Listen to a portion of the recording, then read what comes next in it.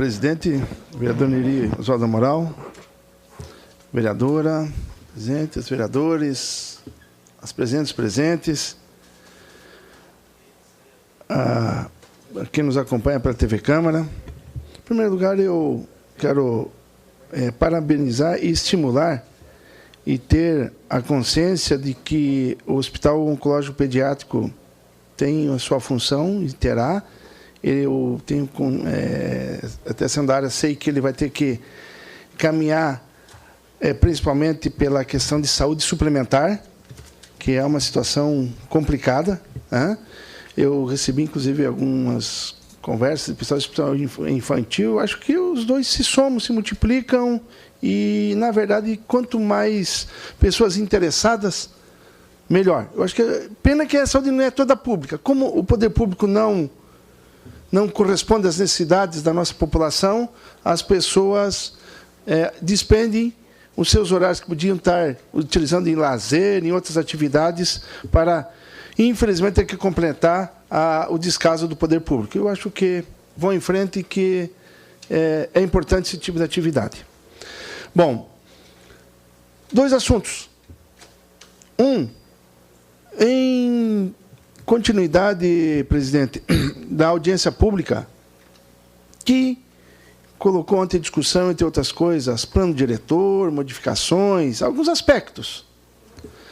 Eu coloquei a questão da alça de excesso.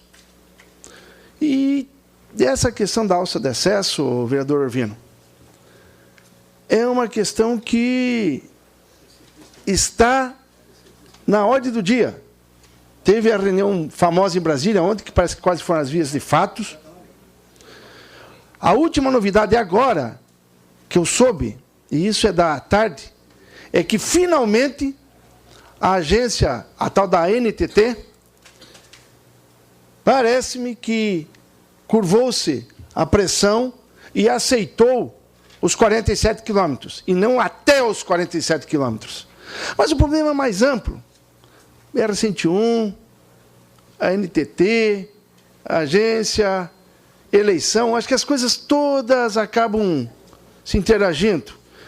E essas agências, que são da área da comunicação, essas agências que estão da Agência Nacional de Saúde, da comunicação, essas agências, na verdade, é uma herança do modelo neoliberal.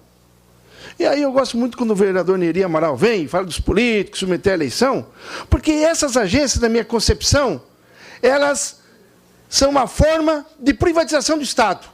E essas agências, em vez de atuarem em prol do serviço público da população, elas ficam sendo balcão de negócio de proteção de empresas, que acabam indicando 5 ou 6 apaniguados e que acabam só defendendo interesses de alguns empresários, mega empresários, inclusive.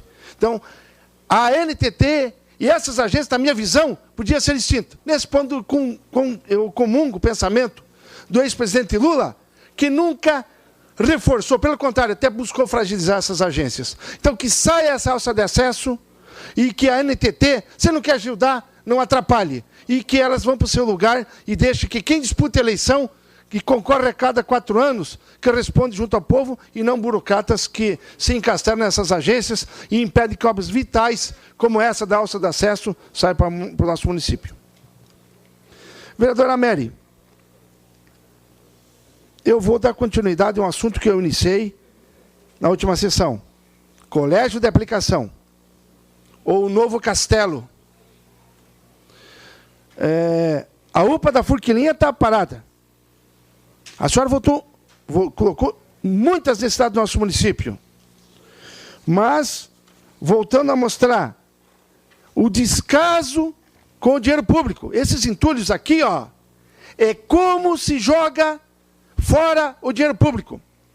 Dinheiro público, esse entulho, é dinheiro que saiu do Fundeb, da educação básica. E o que é esse entulho?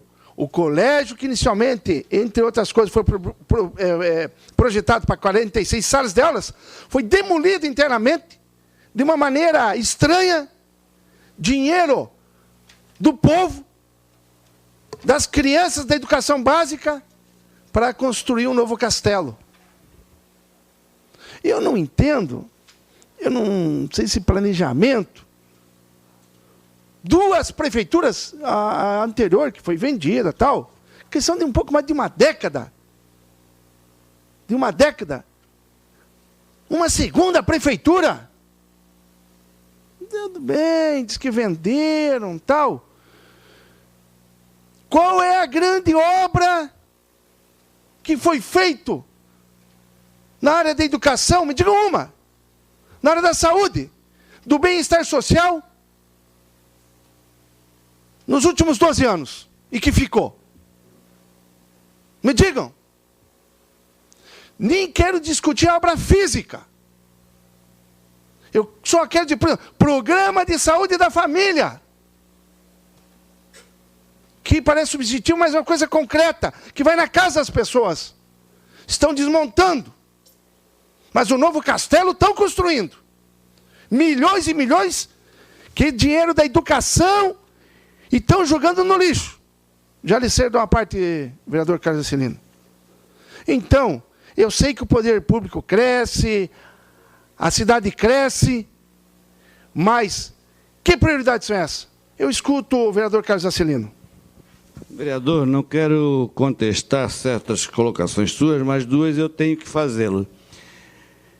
Primeiramente, quando Vossa Excelência diz que grande projeto a educação fez nesse município, teve nesse município na área da educação, e nós sabemos que a educação da gestão do Dário para cá deu um salto muito grande, administrada pelo Fernando Elias, que esse mérito tem que levar em conta, porque ele realmente deu um salto de qualidade na educação, com a sua adjunta e depois secretária Mary Hang.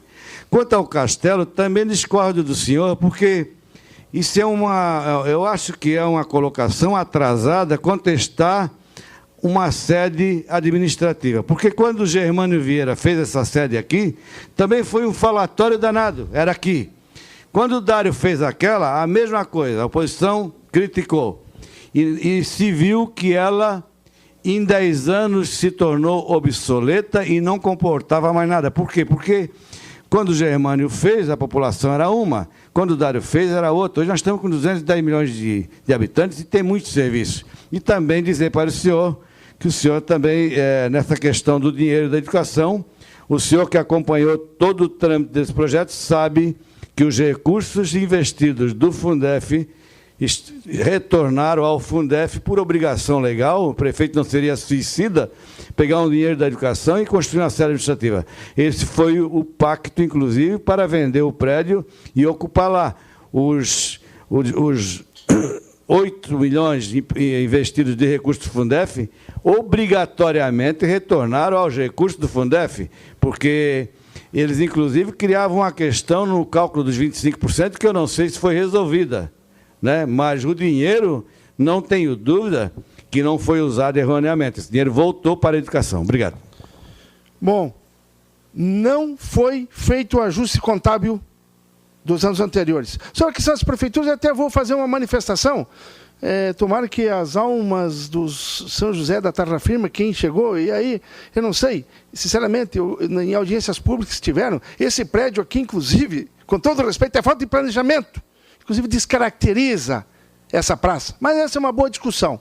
Mas eu vou voltar ao assunto, né, que eu chamo de castelo, até para chamar atenção. Claro que nós precisamos que o poder público tenha espaço, mas eu quero saber o que é prioridade.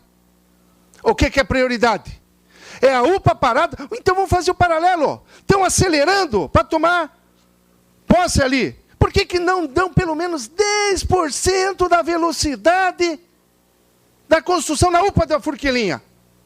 Ou o gabinete refrigerado dos comissionados é mais importante que a saúde da população? Questão de prioridade. Questão de prioridade. É isso que eu quero discutir. E, não tenho dúvida, várias pessoas me ligaram, mandaram documentos. Olha, isso vai ter repercussão. Essa questão da nova prefeitura tem irregularidades e ilegalidades administrativas, educacionais, constitucionais, financeiras, orçamentárias, inobservância dos critérios de ocupação da área pública federal, desvinculação dos propósitos finalísticos do governo federal quanto ao investimento em educação e por aí afora. E aí eu quero colocar a questão da Câmara. Eu quero saber se a Câmara votou, discutiu, recebeu algum documento para mudança de propósito da construção daquele prédio. Não estou discutindo a venda da atual prefeitura. Eu quero saber dessa. Está regular ou não precisa mais consultar o legislativo? Pelo jeito, vereadora Mary, o legislativo, se pudessem, voltariam nos tempos de fechar a Casa do Povo.